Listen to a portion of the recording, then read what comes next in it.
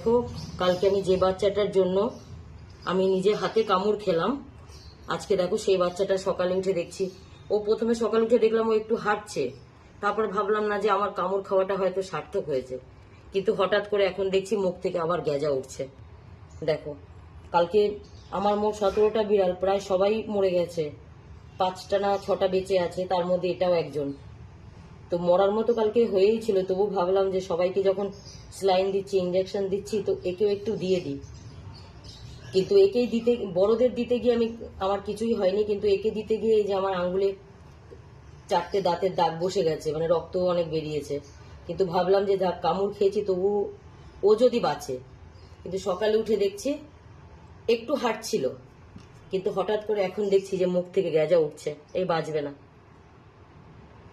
যার জন্য কামড়টা খেলাম সে যদি বাঁচতো তবু মনকে বুঝ দিতাম যে কামড় খেয়েছি তাতে কি হয়েছে, একটা জীবন তো বেঁচেছে।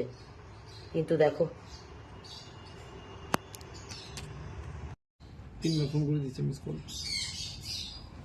কিন্তু এই যে কামড়েছে, আবার ইঞ্জেকশন নিতে হবে না 6 মাস হয়নি তো আপনার, কেন নেবে না? 6 মাসের মধ্যে হলে দিতে হবে।